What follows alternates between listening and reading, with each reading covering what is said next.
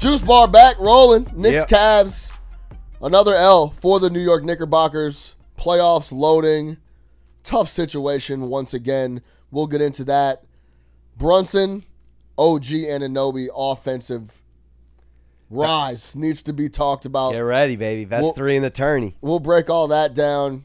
We'll talk more Cavs, Celtics, and then what it looks like right now. Knicks set to play the Milwaukee Bucks in a series I like for the Knicks. I think Jalen Brunson can go absolutely ballistic in that series once he gets back. But let's talk about Knicks-Cavs. Another back-to-back, Sean. Another back-to-back. In Cleveland, home at the Garden, on the road to Cleveland. And the national TV syndicates, pregame shows, they don't tell you. They don't even, they rarely even break down how we look at these situations. You said it on Juice Bar last week. Built-in L's, scheduling L's. Don't want to say, of course, Wednesday night was that because the Knicks were dominating the first half. Yeah. But then gas comes in. Yeah, you don't want to make excuses, but they played the Cavs 3 times. First time was the third game of the season. Yep.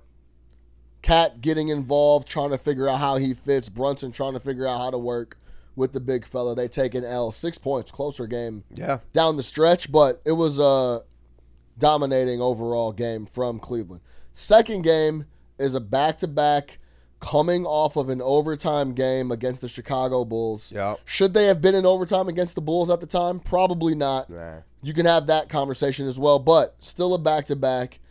Then they go to Cleveland. No Josh Hart that game, by the way. No Josh Hart, and then they have a look ahead against the Celtics coming up 2 days after that. So that's a tough spot. They get destroyed. Last night, back-to-back, tough situation, no Jalen Brunson. Yeah. Cat had an extra day off, had 2 full days of rest, but man, going against Jared Allen and Evan Mobley is probably the toughest front court in a 1-2 punch in the entire NBA. He was always going to have a tall task. Still had 20 plus in 10. Shouted that out on the pregame lay. Yeah. Back in the Got winning. it. Back in the dub. 5 out of 6 we're rolling over there. So tough spot, but they're better than us. Let's just say what it is. I'm going to say deeper. Sure. I don't know. I still think the team I'm scared of is Boston in the East. I don't know why I'm not scared of Cleveland. I don't know why. There's something with that team, and maybe we can hit up Amir Khan for an aura question here, but I just think the aura when it comes to the playoffs, there's going to be some sort of scenario, and of course D. Mitch is their guy, but I look at Mobley. I don't know if I want to hang my hat on a guy like Mobley as a true 2 to make a championship run with. I don't know that he's that guy. Because when the physicality ramps up, is this team, and it's not Bickerstaff's Cavs now, it's Kenny, so you gotta give him credit that they do look tougher than a couple of years ago. But it's hard for me to get out of that series that the Knicks, again, different Knicks team, but we outbodied them in so many ways. And if you take that mindset and that formula with the Knicks talent, I think they can beat this team in 6 or 7. You don't see it? No, I don't. Really? They're so like the. You think Cleveland can take Boston? Their second unit versus the Knicks' second unit is. But if there's one rotation that's going to get 40 plus minutes prepared to not even have to go to the reserves and bank on Payne, Shaman, etc., it'd be the Knicks 5 against the Cavs 8, so to speak. I just don't see the path, if I'm being completely honest. I think no, it's fair. That's fine. If we're talking the Knicks 5 and the Cavs 5 play 48 apiece, maybe we'd have a shot. Well, first half, any optimism going back to last night's game with Cleveland and New York, I mean, you're watching that thinking Cleveland must have been on the back-to-back, right? They must have been the ones traveling. I mean, the Knicks came out with pace, they came out with zest, and they came out with a lot of aggressiveness. I mean, they were running downhill. Yeah, but typically in back-to-back spots, team is a little warm and they fade late. Legs get real tired. I mean, that's fair. I've seen that. We've seen that. They've been calling it the offense in the second half for the Cavs, the Cavalanche. They've done this all year long. They're kind of lackadaisical in the first half. Yeah. And then they just turn it on and close out games. That's exactly what they did the other night. I think right now, the Knicks, in year one of Cat coming to town, if they could get a series where I think they can beat the Bucks, and we'll talk about that here in a second, and if they could play those guys tough, well, I think they will. I just think it's a really tall ask to ask them to beat the Cleveland Cavaliers with home court advantage. Well, in a weird positive way that JB, of course, no one wants him injured ever. But when he went down, we've seen a couple of these guys, OG being the main dude here, coming into their own. I mean, we've said it at the juice bar. We've said it at the water cooler. I genuinely believe this guy could be the number one third option in this year's playoffs. And if he... And I joke, in today's NBA, there's like 7 dudes that want to deal with his physicality. When he decides to go to the cup, how many bodies want to get in the way of him? Because as Josh Hart said, they said it on Natty TV, 6'8" demon. I mean, he's playing. Yeah, he's playing with absolute. He's playing like 90s ball out here almost with the physicality. No one wants to bang bodies with that frame. So if he just stays at this level, which we haven't seen fully with Brunson yet, anything there to be very excited about? Very. It's almost like a switch went off. Well said. I can see that. Offensively, I could really, maybe my game is better and I could compete in the league offensive, because defensively that's what I do, right? Yeah. I lock guys up when necessary. It seems like a switch went off where it's like, maybe if I do keep this aggressiveness up and I take my shots, I could really impact offensively more than I even realized. I've said this multiple times. The biggest realization for me is him shooting almost 6 free throws a game from under 3. Yeah. He's getting to the line. He's knocking down threes. Now, this is the special thing about being able to shoot is it opens up everything. Yeah. If you can't shoot, guys sag. Guys don't have to go 100%. Out on the perimeter. It's a lot harder to get to the rack and get by guys because they're welcoming you to shoot jump shots. Go watch how they defend Ja Morant. It's almost like they're at the nail and he's just sitting out there floating around and they want him to shoot threes. Him being able to knock down 42% from 3 opens up everything where he gets aggressive, goes to the cup. Right. He's been awesome offensively. Well, they've just been so selfless with the ball. We've seen so many wins here over the last month of March. We're now in April, but where 5 guys had 3+ assists. And that's just beautiful complementary ball, and they pass it so well. And Bridges' assists are up without Brunson. OG scoring's up without Brunson. And do I dare say Shaman? He's playing well. Playing very well. If we're being honest, DeLon Wright's playing well.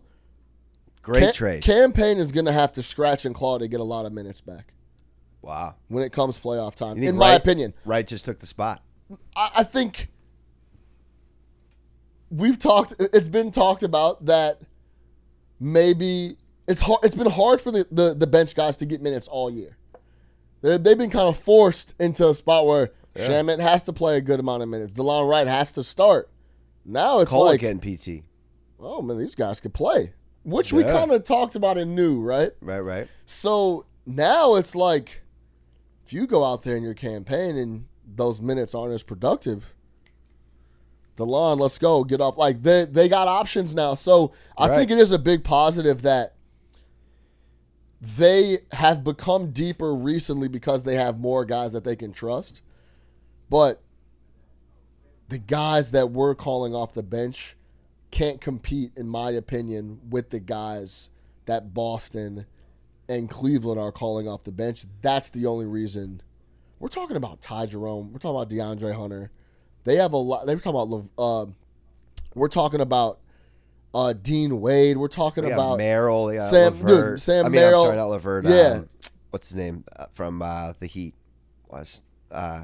Goodness gracious. From the Heat. His name. He starts. Max Strus. Oh, Strus. Yeah, he starts. He starts. That's what I'm saying. So, Okoro's getting minutes now again.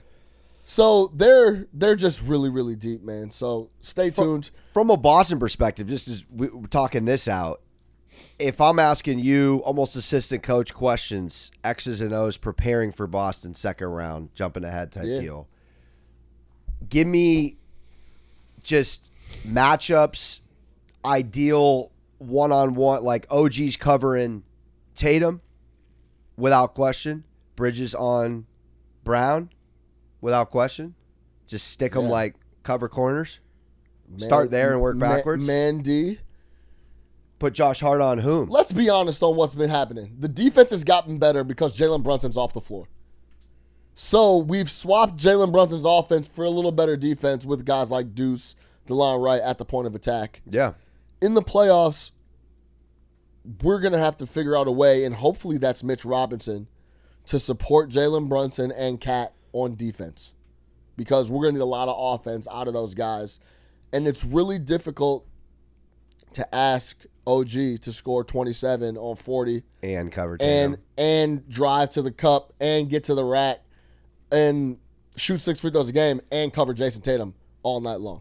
So that's where the balance comes out. But I'm just excited, Sean, because Mitch, Rob, OG, and Bridges with Cat and Brunson, we haven't really even seen it. Sure. Just how many times have we, how many minutes, how many sets have they been out there? So, I mean, we're talking about can you make case 3 top 25 defenders in the NBA with Mitch, Rob, Bridges, and OG? Sure. We have 3 top 20, and then we have 2 top 25 offensive guys. You start looking at that from a salesman perspective, you kind of get excited. No doubt about it. On the road to the playoffs, 6 games left in the season: Atlanta, Phoenix, Boston, Cleveland, Detroit, Brooklyn. Tough games. Yeah. I don't know how much they mean here coming down the stretch. I mean, obviously Boston and Cleveland mean a little extra because we've always talked about Sure. those games mean a little more because those are the teams you're going to see in the playoffs. But third slot solidified. Yeah, 3. They're going to be in the 3. It's been that way for a while. I'm just interested to see how Detroit and those guys finish up, and if it's actually Milwaukee, because I'd rather play the Milwaukee Bucks than the Detroit Pistons. Yeah, coming off former Dante DiVincenzo and Ron Holland. Last 50 games prior to yesterday, the Detroit Pistons have the third best net rating in the NBA. Well, how do you feel about at Detroit, sandwiched nicely between Boston and Cleveland? Thank you. Yeah, that's a tough. That would probably be the most important, maybe, scouting report for the boys with the last 6 left. Would you say most important 48 minutes? Do you think is at Detroit or not necessarily? Yeah. Well, no. I would say it's Boston or Cleveland because you're going to get at home a final look at some potential matchups. That I was just saying in case we got the boys from Detroit first round. It's like, how do you play that matchup? Do you pump fake them? Do you go a little maybe not roll out the guys you normally would just to save it? They're only a half game ahead of Milwaukee. That's interesting. I don't know, man. That's 3 games behind Indy. Those 3 games are obviously the most important of the last 6. They're the 3 best teams as well. So, is there anybody on the lower tier of the first round in the East that you're worried of outside of Detroit? Anybody else that can really? Well, I don't think anybody else is. It's either going to be Detroit or Milwaukee in that 5 or 6. Orlando's too far back to catch up. So no, I'm just curious if you think anyone of just these teams can steal a series and maybe you bump into them later. Yeah, maybe you run into them later. No shot. No, I think Detroit beats the Pacers in that 4 or 5 if they played that. That's interesting. How about Detroit? I'm sorry. Let me ask you this: where were you a year ago from today? Where were you at on the Pistons, or not the Pistons, the Celtics? You thought they could win the title? No, remember I was sitting here very again. This year you're talking to me about coaxing me into joining you with the Thunder, and I won't do it. Yeah, it's just a little. You got to be able to see what makes the Thunder so interesting. As of course we end on the Thunder. They're really good, and there's no other team that's that threatening. So that's my whole. everybody's hesitation on the Thunder is like they're so young, they're not battle. That's my only angle. They're not battle tested, but there's nobody that I've seen that is really threatening, regardless if they're young or not. They're just to give you credit. Jokic is out here putting up 60-point triple doubles to lose. He's he's trying to drag that team. They don't have enough. Yeah. You talk about the Lakers. They are a team that is spooky along with the Warriors for me. I'm really not worried about Denver. Fourth team ever to be plus 1,000 in point differential. ESPN does a report this morning on OKC. 3 other teams only have done it. They all won a ring. I just don't see them crumbling. People are expecting them to just all of a sudden crumble. I'm expecting somebody to flick Chet, playoff, thin Chet, playoff a dish, throw him an elbow to the jugular. Isaiah's now there to deal with all that thin stuff. I know they got dogs on that team. He was getting moved around, but now Isaiah's not. I know they have Caruso, Dort, and Ihart. And you talk about the Lakers, Luka, Austin Reeves, perimeter guys. Guess who plays lights out perimeter defense, the best in the NBA by a wide margin? The Thunder. Guess who's also a perimeter squad? The Warriors. Steph Curry, Jimmy Butler are perimeter guys. They've been giving people fits on the perimeter all year. How do you feel about SGA passing your boy Jordan for the most 20-point consecutive games in the league he's won away? Yeah, I mean it's a real feat. Paul George involved in some of the worst NBA transactions over the last There's half two guys in the NBA right now that seem to be unguardable per se, and it's Jokic and SGA. If you watch SGA, it's like I don't know what you do with this dude. No, it is. It's almost like like you're driving into Vegas. It's like how is this guy creating space? How is this? He's like, is it like a snake? I don't know. He's like elusive. He's lengthy. All right. I'm not going back on my Thunder. Give me the Lakers. 6 games left. Keep plugging away. JB coming back soon. He's going to pop up on the injury report as questionable. That means he's going to play. Yeah. He has to play 4 of the final 6 and essentially I think 20-plus minutes in those 4 games to be eligible for All-NBA, Clutch Man of the Year award, the awards and everything. So let me ask you, what's more important for Knicks Nation? Playoffs, right? Doesn't matter. All playoffs? Doesn't matter. Of course. But he's not gonna sit down. There's too much money involved on being nominated for all NBA teams and that sort of thing to not get back in play. In a perfect world, he would get as much rest as possible for the playoffs. But you would still want to see him get back and get acclimated for a few before you play. But I can guarantee you he's going to play 4 of the last 6 in at least 20 minutes to get that All-NBA nod and the Clutch Player of the Year award. Positive spin on that is he doesn't come into the first round rusty. And I saw him in the tunnel the other day. He looked. Yeah, he's wearing normal kicks. No more boots. None of that. He'll be ready to go. Let's go, man. 6 games left. Thanks. Appreciate you guys watching the Juice Bar weekly.